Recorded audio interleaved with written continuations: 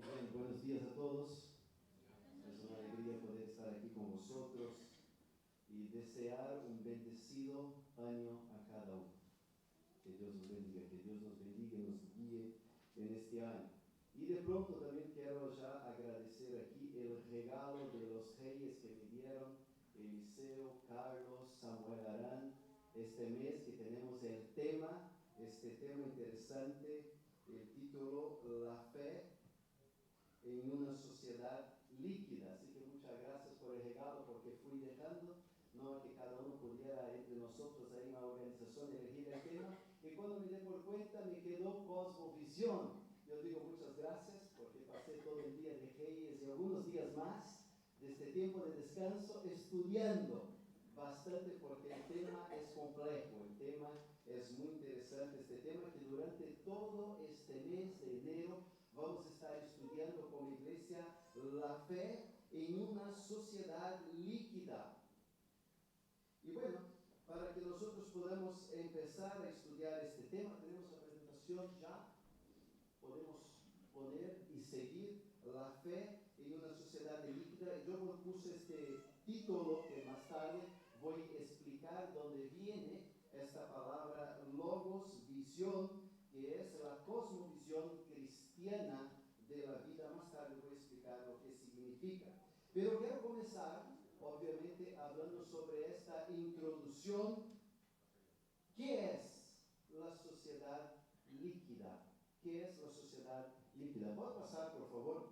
La sociedad líquida es una sociedad, en resumen, y ahí está el desafío de explicarnos eso. La sociedad líquida es la sociedad de nuestro tiempo en que nosotros vivimos.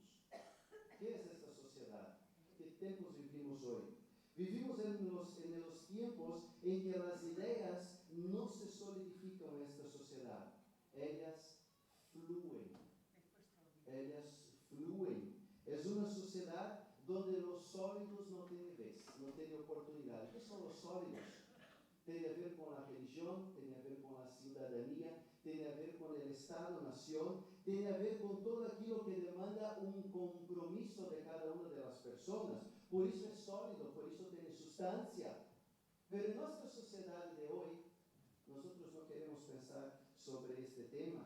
Es interesante mirar que la sociedad de hoy, el individuo tiene la palabra más importante.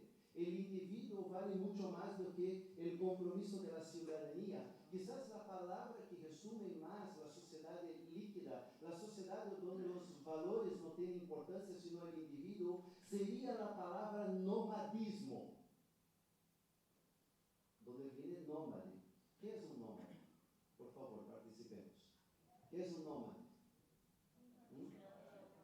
Es una persona que cambia de lugar y de lugar conforme sus ganas, ¿no es verdad? Es esto donde fluye a través de nuestra vida. Nosotros vivimos como un turista. Hoy vivimos en España, mañana en Italia. Hoy vivimos en la ciudad, pero mañana no me gusta más vivir en la ciudad, voy a vivir en el interior, en el campo. Nosotros cambiamos de sitio, cambiamos de trabajo. Nuestra sociedad de hoy no quiere, los jóvenes de hoy no están pensando en tener una carrera como algunos hermanos tuvimos aquí, algunos de nosotros hemos trabajado 10, 20, 30 años en la misma compañía. Qué interesante, pero hoy no es más así, la gente no quiere más eso. Yo quiero hoy trabajar en un sitio, mañana trabajar en otro, no me importa, porque fluye de mí todos estos deseos. También nosotros queremos cambiar de cónyuges, queremos cambiar de pareja, cambiar nuestros valores. ¿Ya te das cuenta cómo hoy la gente de manera natural o quizás algún sentido, algún deseo, no quiero comprometerme? Entonces nos juntamos y vivimos juntos. ¿Por qué? Porque quizás mañana puedo cambiar de opinión. Vivimos en una sociedad líquida. ¿Sabe qué interesante? Es que no solamente los valores, los sitios, los lugares y los trabajos cambian también, pero quizás otras cosas también importantes, como nuestra orientación política y también nuestra orientación sexual. Interesante que ayer hablaba con una persona aquí de nuestra región, una hermana en la fe. Ella es enfermera en un hospital Y él, hablando sobre este tema, él me decía, bueno, yo ya tengo contacto con esta realidad muy próxima. Así, él dice, me contó algunas historias de personas que llegaron en el hospital y él ha hecho la pregunta, ¿cuál es tu género? Y la persona dice, fluye, mi género es fluyente. Dice, ¿cómo así? Dice, bueno, explícame. Bueno, hay un día me llamo Monse y el otro día me llamo Joan. Es nuestra sociedad líquida. Depende de cómo me siento hoy, vivo de esta manera, excluyendo completamente todas las redes tradicionales de contención. ¿No? La religión, el Estado-nación, nuestra propia vida, nuestros propios valores, nuestros propios conceptos. Y es interesante que todos, me parece que no fue el micrófono, ¿no?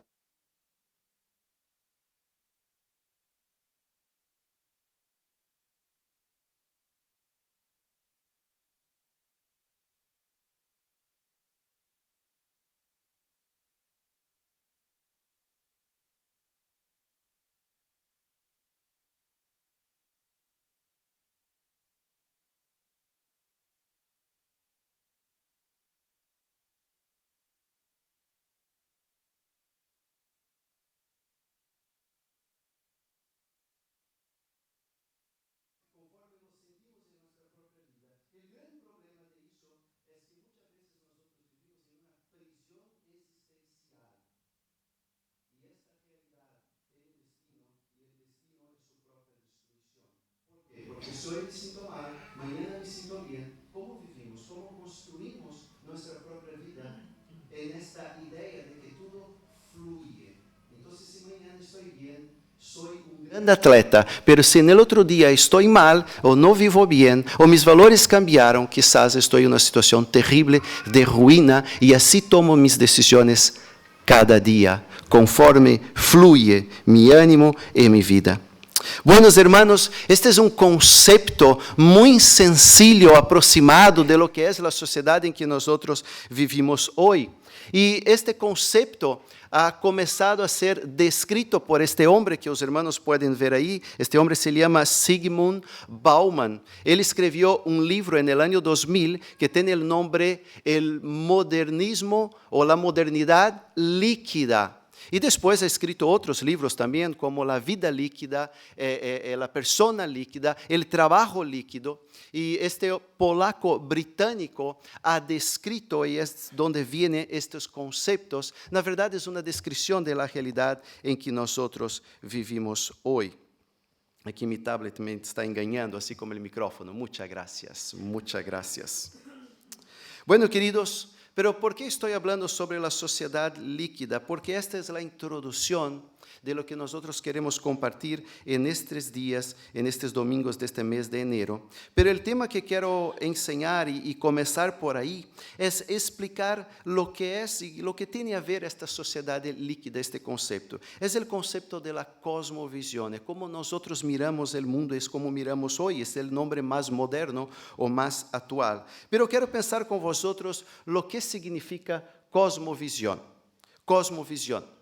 Hermanos, esta palabra cosmovisión viene de dos palabras, cosmo, que significa mundo, significa universo, visión, como yo veo las cosas.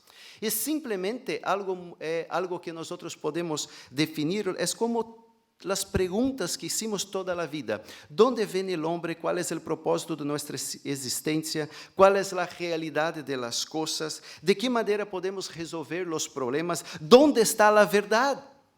¿Quién determina lo que está bien y lo que está mal? Todo esto es cosmovisión, es como nosotros vemos el mundo. Y a medida que nosotros vamos contestando estas preguntas, cada uno de nosotros, cada nación, cada país, cada continente, cada cultura, y este conjunto de respuestas a estas preguntas es lo que nosotros llamamos cosmovisión.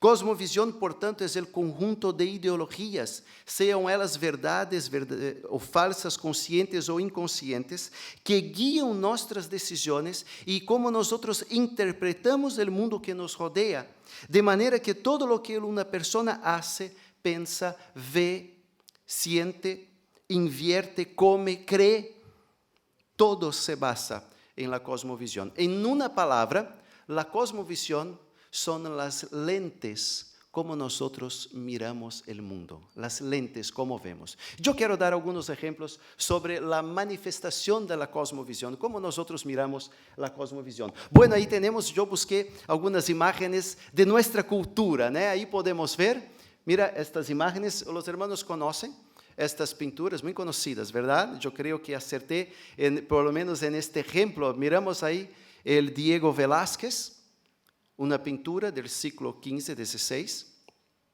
muy bonita, ¿verdad?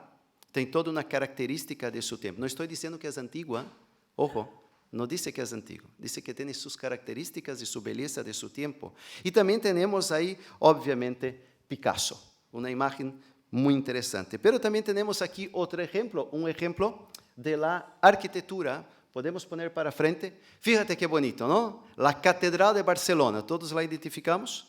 Hay muchos ejemplos de esta cultura. Este ejemplo es una arquitectura gótica típica de su tiempo y que fue desarrollada en muchos países, ¿no? Aliás, solo por interés, el mayor ejemplo de la arquitectura gótica se encuentra en la ciudad de Braga, Portugal, hasta donde entiendo la ciudad donde yo vengo de Portugal. Tiene un gran ejemplo de lo que es la arquitectura gótica en esta ciudad. Pero también tenemos la ciudad de las artes y de las ciencias de Valencia. Creo todos hemos ido ya conocido, ¿alguno no conoce?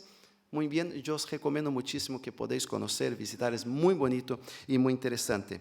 Podemos mirar también otra manifestación de nuestra cosmovisión en la economía. Fíjate qué interesante, ¿no es verdad? Hay una visión completamente, una cosmovisión, la manera como se decide la política y la vida en un sistema marxista, pero también en el sistema que vivimos hoy. Y ahí está el IBEX. Yo no soy economista, pero me parece que tiene a ver con el índice de la bolsa española. Ahí está nuestras referencias del capitalismo de nuestra vida. Hermanos, simplemente son manifestaciones de las cosmovisiones, maneras diferentes de vermos el mundo. Y antes de compartir el tema y concluirmos en este tiempo, en esta mañana, lo que queremos enseñar y compartir, cómo nosotros podemos vivir la cosmovisión cristiana de nuestra era. Quiero hablar rápidamente sobre las 3 cosmovisiones más conocidas y más influentes del mundo. ¿Y por qué necesitamos hablar de ellas? Porque ellas influencian nuestra vida. Y hoy en día vivimos y muchas veces miramos personas en nuestro contexto, hasta mismo dentro de nuestras iglesias, manifestando cosmovisiones y que muchas veces son filosofías humanas, pero que no tienen nada que ver con la Escritura Sagrada. La primera cosmovisión que quiero presentar ahí es la cosmovisión que nosotros llamamos de idealismo. Idealismo, esta cosmovisión que fue propuesta por Platón ya hace muchos años. Esta cosmovisión, en resumen, ela nos habla de una historia, y yo no voy a contar toda la historia para podermos explicar, pero simplemente Platón comenzó a definir y a ver el mundo de 2 maneras. Aquilo que era bueno, lo que era el espiritual, el mundo de las ideas, y aquilo que era lo que víamos, la carne, las cosas malas, el bien y el mal. Es un dualismo, un mundo de las ideas que es el mundo que explica todas las cosas, donde está la ley moral en aquilo que es bueno y en aquilo que es malo. Y definí todo conforme esta manera. Y ya vimos esta influencia de este idealismo en nuestras propias vidas, hasta mismo en la historia de la iglesia. Ela tiene una influencia muy grande en la iglesia del primer siglo, donde decían muchas veces de que Cristo no podría ser Dios en la tierra. ¿Por qué? Porque si Él ha venido en carne, la carne es mala, no solamente la alma es buena, entonces Cristo, de verdad, su muerte no ha valido de nada en la cruz. ¿Qué es eso? Es una influencia de Platón en esta teoría, en esta cosmovisión de la vida, donde la ley moral se explica por este dualismo, lo que es bueno, lo que es malo, el negro y el blanco, todo de esta manera. ¿Y cómo la Biblia respondió a esta idea? Bueno, ella respondió explicando claramente de que todo lo que nosotros hacemos en nuestra vida, todo es espiritual. Todo es espiritual. Cuando Dios creó el mundo, yo no voy a leer todas las referencias, en el Génesis capítulo 2, versículo 7, dice que Dios formó el cuerpo del hombre, sopló en él, ¿y qué ha hecho? ser viviente, un ser completo, todo estaba completo. Es interesante que la Escritura no hace esta división entre el espiritual y el sagrado, o mejor en nuestros tiempos, cuando nosotros decimos así, mira, ahora voy a hacer algo espiritual, voy a leer la Biblia, ahora voy al trabajo, voy a hacer algo secular. ¿Viste? ¿Qué es eso? Esta es la influencia de Platón en nuestra vida, el secular y el espiritual.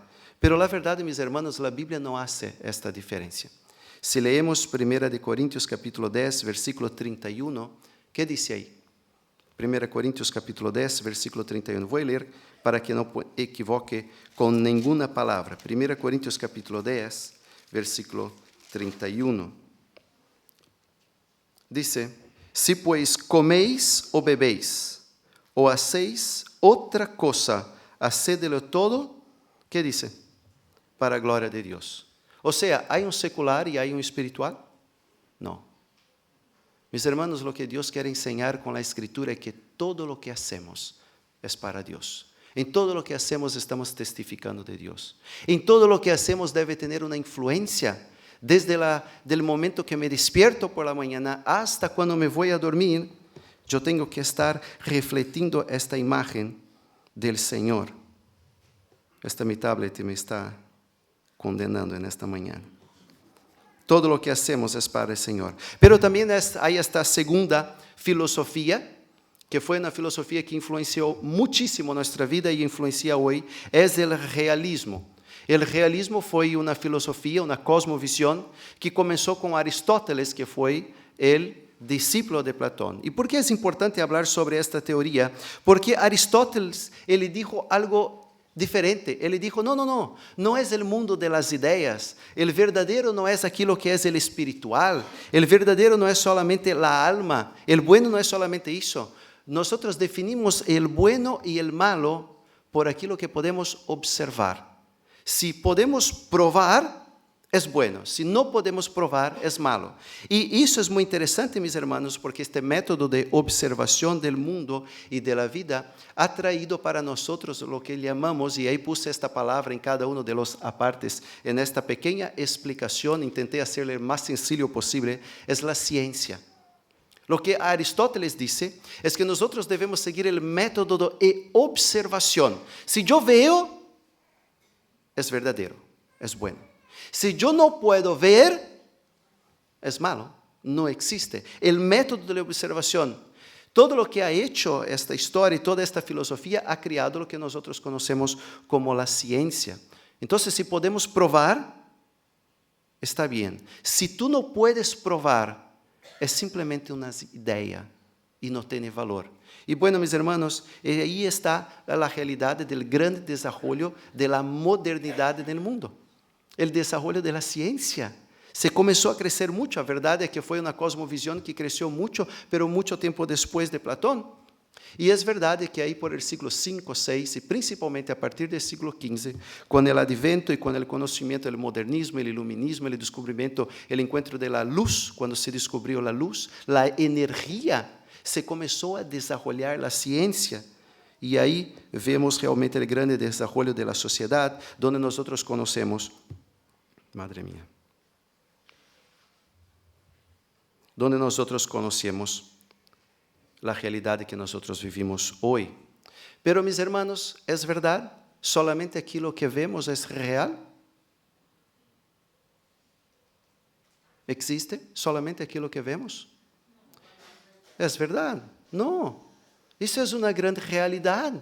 Y la Biblia lo contestó de una manera muy clara, porque con el advento de este realismo y de esta cultura de las ciencias, realmente comenzó a salir otras cosas, de que Dios no existe. Dios no existe. Y es interesante de que si Dios no existe, si nosotros no podemos verlo y si no podemos probarlo, lo que va a pasar en nuestra vida. Dios no existe, no es verdad, no es bueno. No funciona de esta manera. Y la iglesia, y Dios y la Biblia la ha contestado de una manera muy clara. Romanos capítulo 1. Vamos a abrir nuestras Biblias en Romanos capítulo 1. Cómo nosotros contestamos a ese realismo en nuestra vida. Romanos capítulo 1, a partir del versículo 20 dice, porque las cosas invisibles de Él, su eterno poder y deidad se hacen claramente visibles desde la creación del mundo, siendo entendidas por medio de las cosas hechas, de modo de que no tienen excusa. Pues habiendo conocido a Dios, no lo glorificaron como Dios, ni le dieron gracias, sino que se envanecieron en sus razonamientos, y de necio corazón fue entenebrecido. La respuesta que nosotros demos a esta cultura, a esta realidad, a esta cosmovisión, es que, ¿sabe qué, mis hermanos? Es necio negar la realidad de Dios. Dios ha puesto en nuestro propio corazón este sentido del bien y del malo. Así que la vida es mucho más de aquilo que podemos probar científicamente. Aliás, aquí quiero dar un spoiler de la realidad.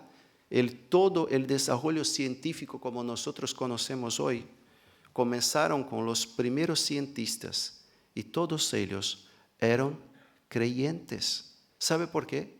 Porque querían desarrollar la ciencia para probar que Dios existe, para ir contra los desarrollos de la magia, de la brujería que engañaban personas en nuestros tiempos cuando no habían respuestas a todas las cosas. Los científicos comenzaron a desarrollar la ciencia para decir, Dios existe, Dios ha creado esto. Voy a dar un otro ejemplo muy claro. ¿Puedes probar la gravedad? ¿Tú ves la gravedad? Pero Él existe, ¿verdad? No tenemos duda. Mis hermanos, lo que Dios ha creado, su eterno poder, su gracia, su desarrollo, todo en la naturaleza, prueba la existencia de Dios. Por lo tanto, esta cosmovisión tiene su respuesta en la Escritura. Pero queremos llegar a este punto, quizás un poquito más complicado, es la posmodernidad. La posmodernidad fue un desarrollo que comenzó principalmente al inicio de la década de 80 en el mundo. Y esta posmodernidad comienza como una respuesta a la modernidad, como una respuesta a ese realismo. ¿Cuál fue la respuesta? Los filósofos y los sociólogos se dieron cuenta de que la ciencia ha creado un gran problema. Los mayores desastres de la historia de la humanidad quizás han acontecido en los últimos siglos.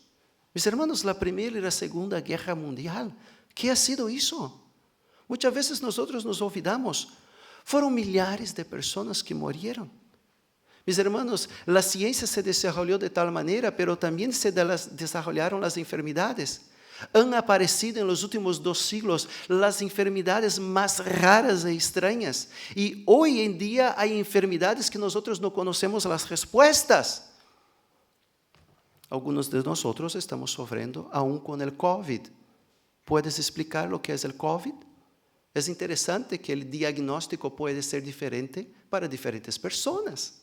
Y así como tantas otras ciencias, tantas otras enfermedades en nuestra historia.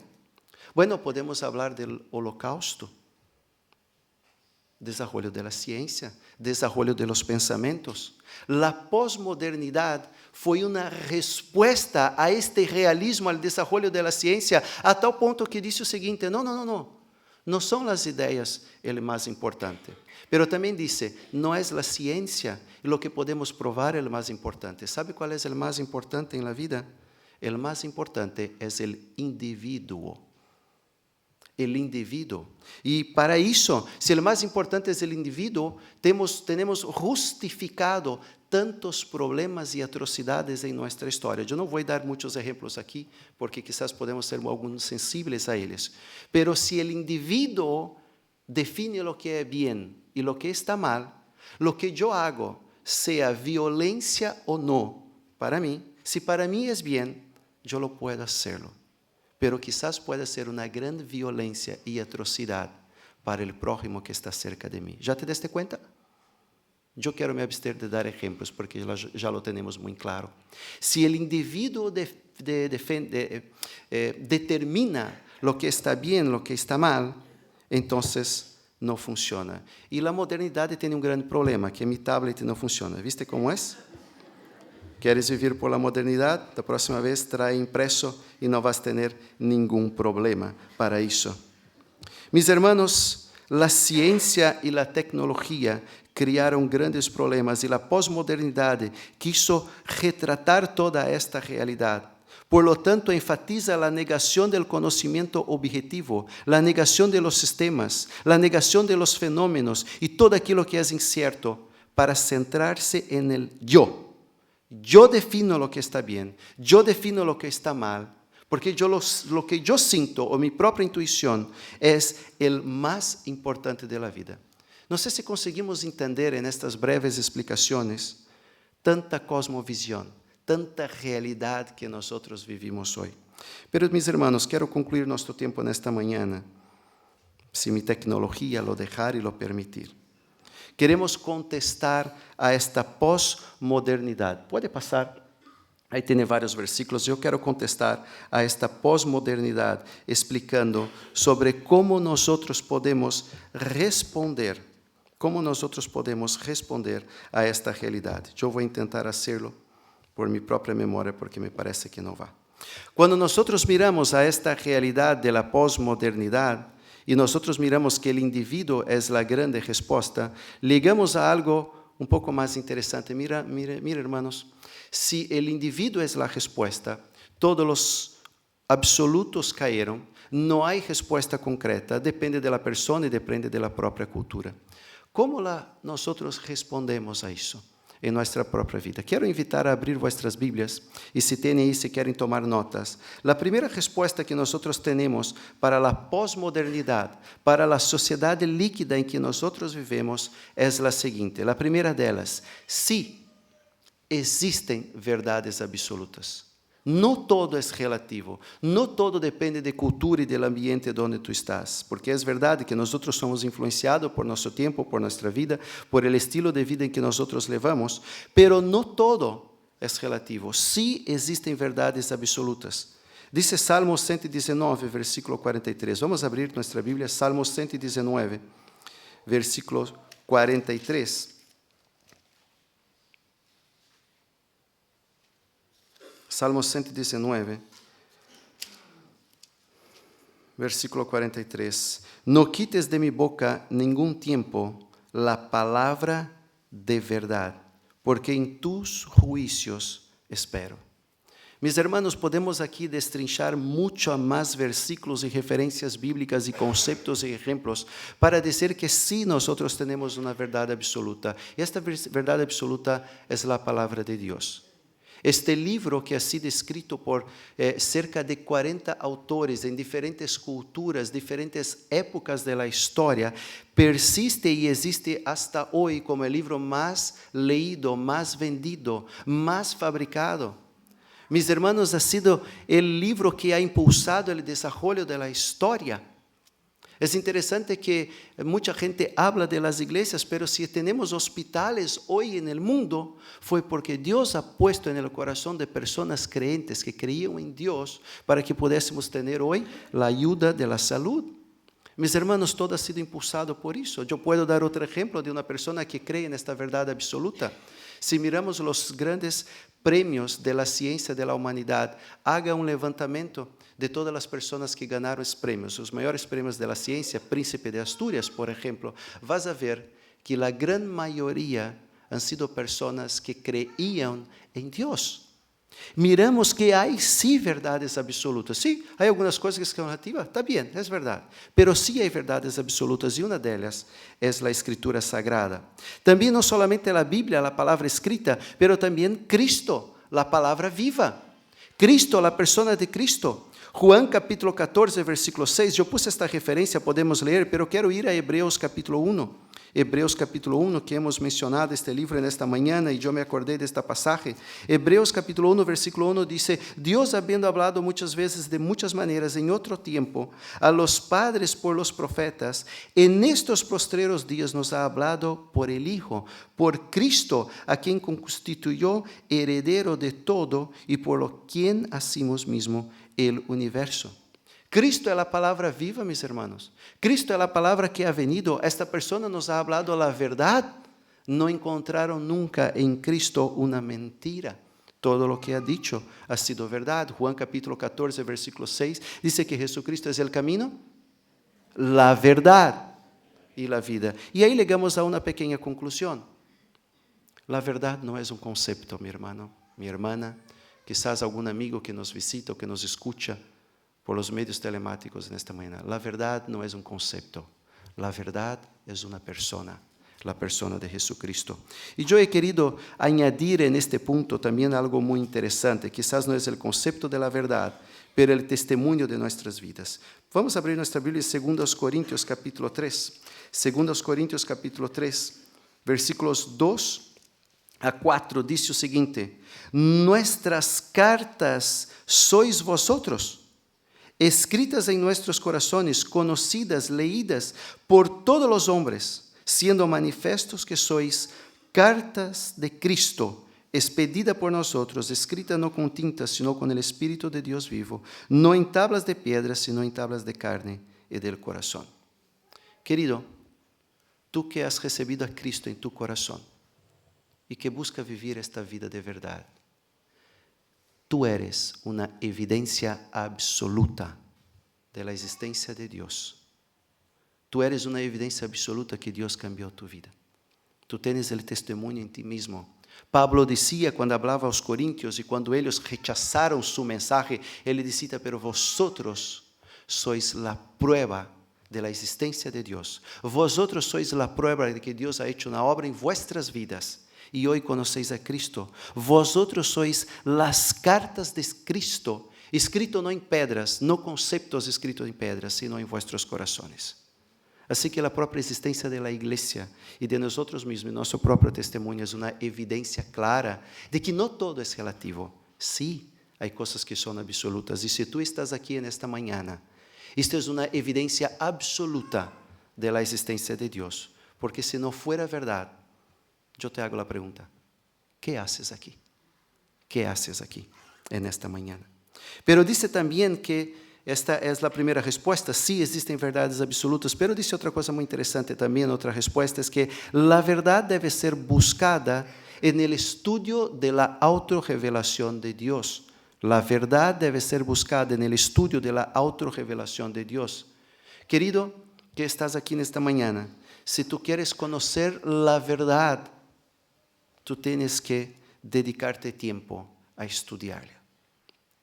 ¿O piensas que los grandes filósofos y sociólogos de nuestro tiempo, personas muy capaces, inteligentes, que invirtieron horas de su vida estudiando para conocer el mundo y dar respuestas a los problemas complejos de la sociedad, no es una pérdida de tiempo? Invirtieron tiempo de su vida y son personas muy capaces e inteligentes. Ojo, necesitamos prestar atención porque nos dicen conceptos muy interesantes. Pero ¿sabe qué? La verdad está escrita aquí y si tú quieres aprenderla, tienes que dedicar tiempo. Por eso es muy interesante que nosotros hemos puesto ahí en el boletín de esta mañana para nuestro año el plan de lectura de la Escritura. Y yo te quiero animar a que tú seas un filósofo de esta cosmovisión en este año.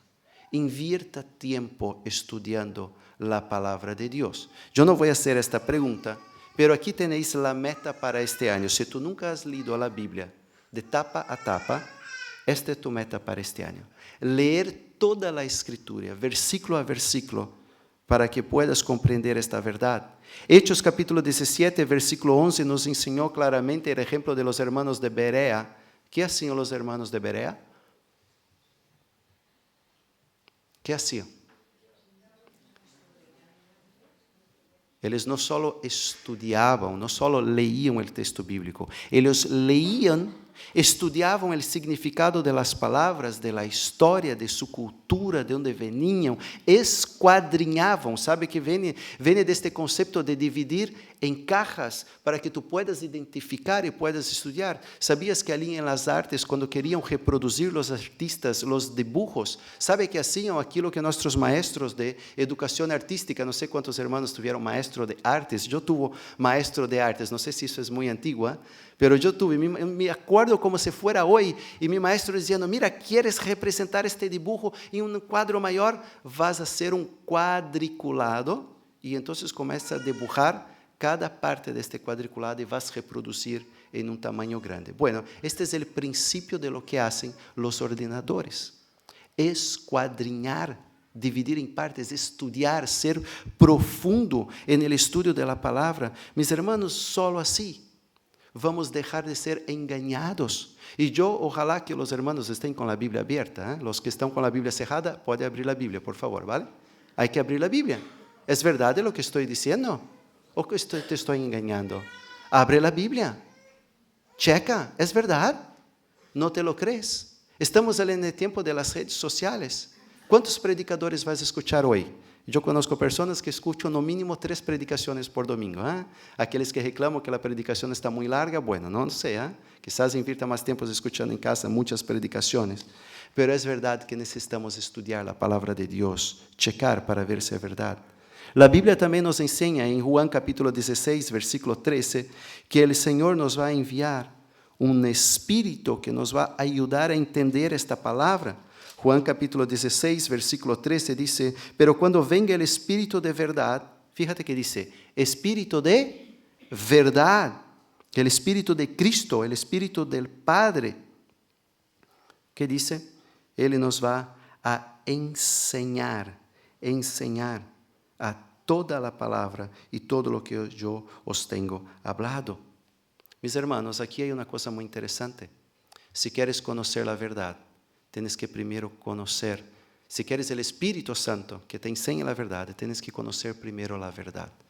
Y la verdad es una persona, es Cristo. Y necesitamos dar esa respuesta en nuestra propia vida. Y por último, una última respuesta que la Biblia da a la posmodernidad es que los valores no varían de acuerdo con la cultura. Fíjate lo que voy a decir, querido, y no me interpreten mal. Es verdad que la Biblia tiene que ser aplicada a nuestra cultura y la Biblia nos da la libertad para hacerlo. Y ahí está el desarrollo de la teología y de la aplicación de la palabra de Dios en nuestras vidas. Y esto es real. Pero lo que yo estoy queriendo decir aquí, mis hermanos, es que los principios inmutables de Dios, estos no cambian con la cultura. Lo que es poligamía en Europa es en África, en Asia, en Europa y en América. Lo que es pecado en todas las culturas. Idolatría es idolatría en cualquier lugar. Violencia no cambia con la cultura. Pecado no tiene cultura. 1 Corintios capítulo 10, versículo 11. Y estamos casi acabando en esta mañana. 1 Corintios capítulo 10, versículo 11.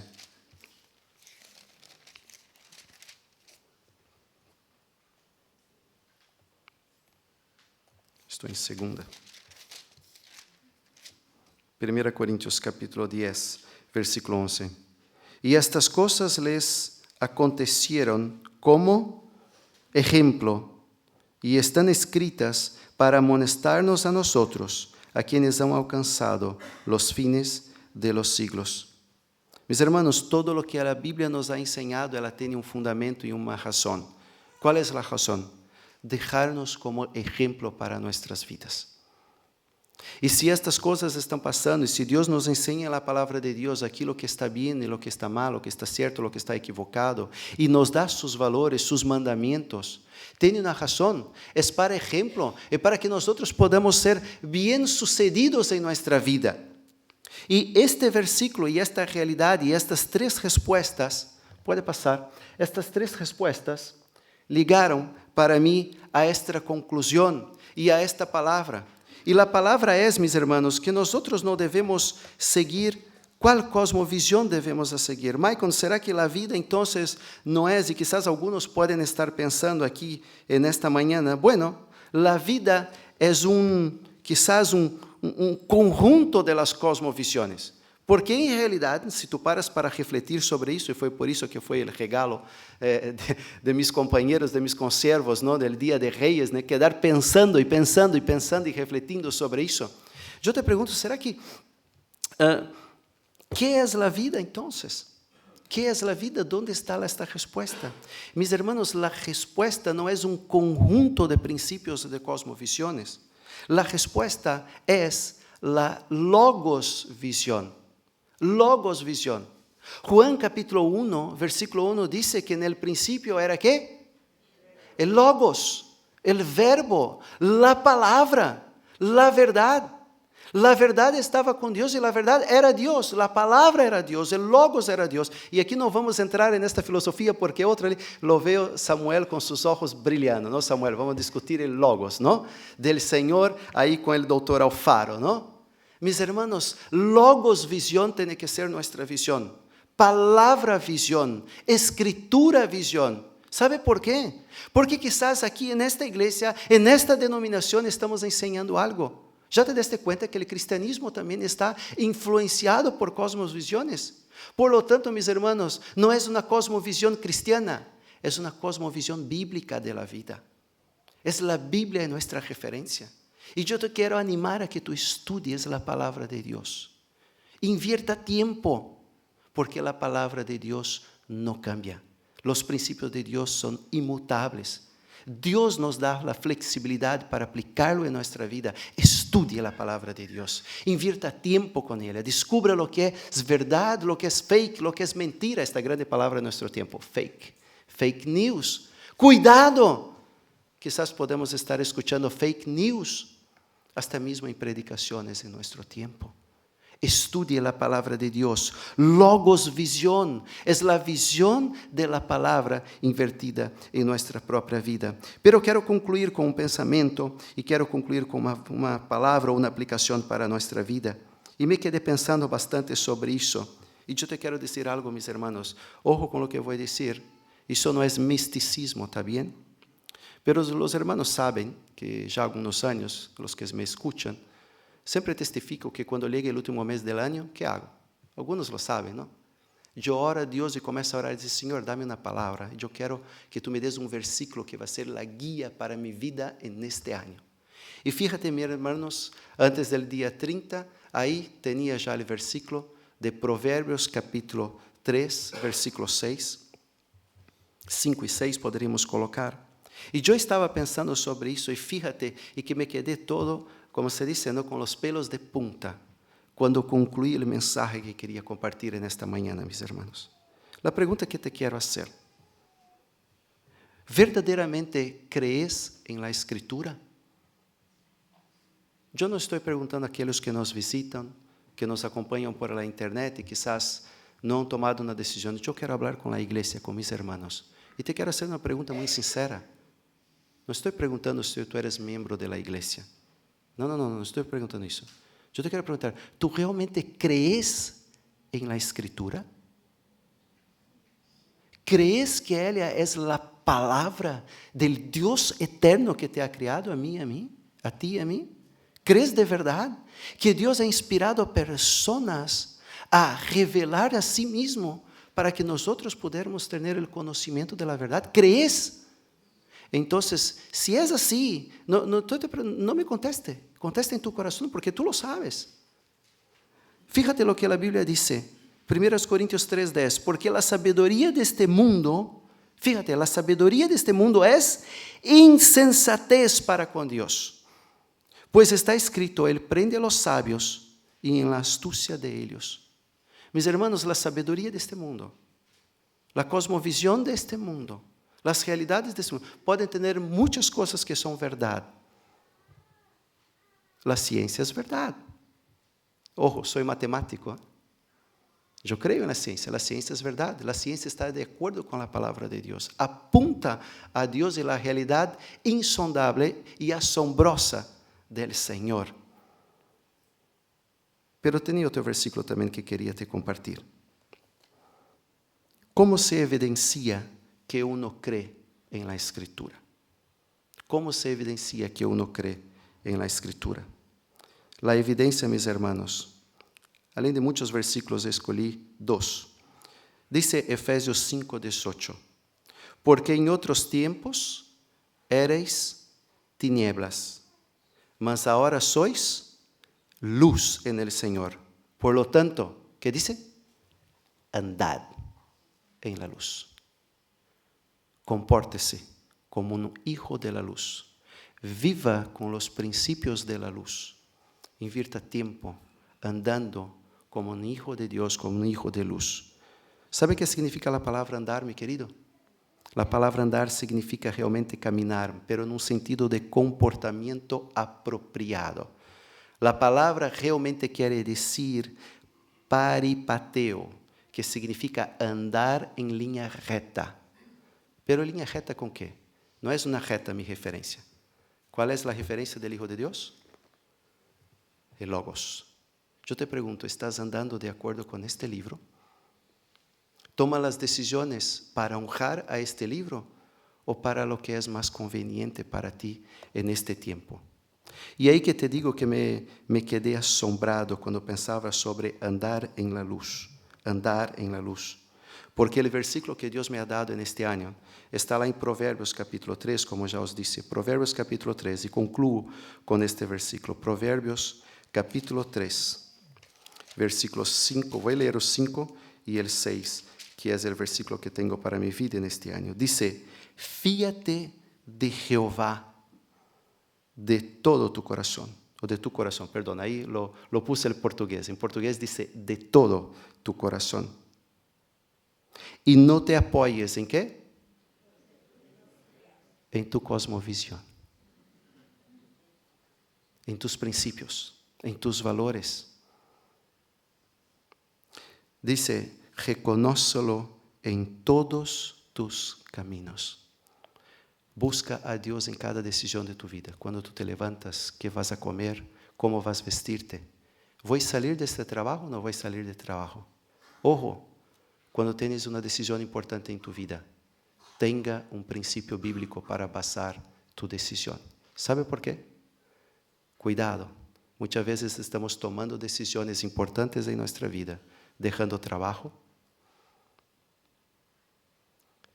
rompiendo relaciones, cambiando de iglesia. ¿Sabe por qué?